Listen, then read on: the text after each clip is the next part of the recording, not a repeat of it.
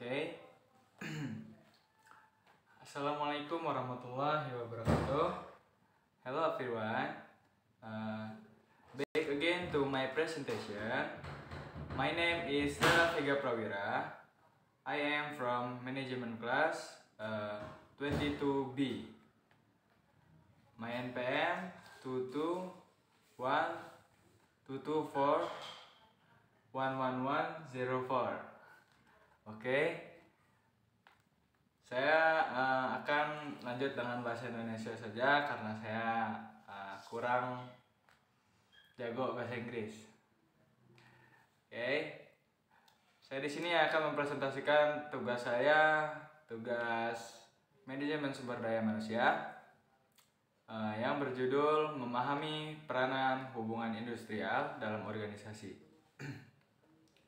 Hubungan industrial adalah interaksi antara pengusaha dan pekerja yang penting untuk efisiensi dan produktivitas dalam organisasi. Pengertian hubungan industrial dalam organisasi. Interaksi karyawan dan pengusaha. Hubungan industri melibatkan hubungan antara karyawan dan pengusaha di dalam organisasi. Kolaborasi dan negosiasi. Hubungan industri mencakup kolaborasi dan negosiasi untuk mencapai kesepakatan bersama. Pengaturan perburuhan. Hubungan industrial juga menyangkut pengaturan hubungan dalam konteks perburuhan. Kita lanjut ke slide berikutnya, slide 3. Di sini di slide 3 saya akan menjelaskan tentang tujuan hubungan industrial dalam organisasi. Yang pertama yaitu keseimbangan kepentingan.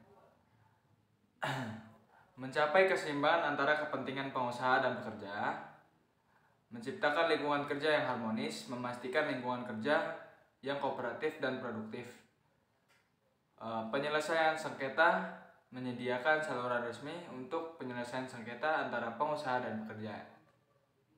Kita lanjut ke slide berikutnya. Sini ada keuntungan hubungan industrial dalam organisasi. Yang pertama yaitu produktivitas yang tinggi. Hubungan industrial yang baik dapat meningkatkan produktivitas dalam organisasi. Kedua, karyawan yang lebih puas.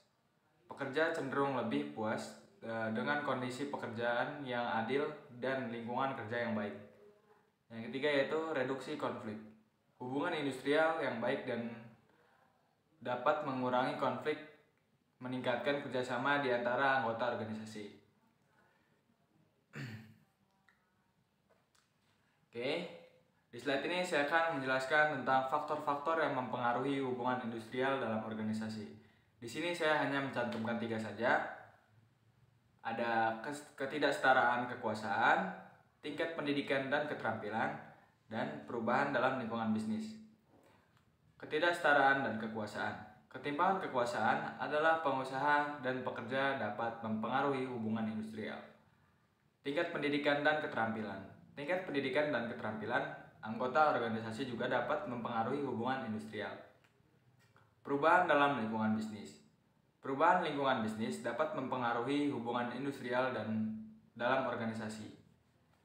Kita lanjut ke slide berikutnya.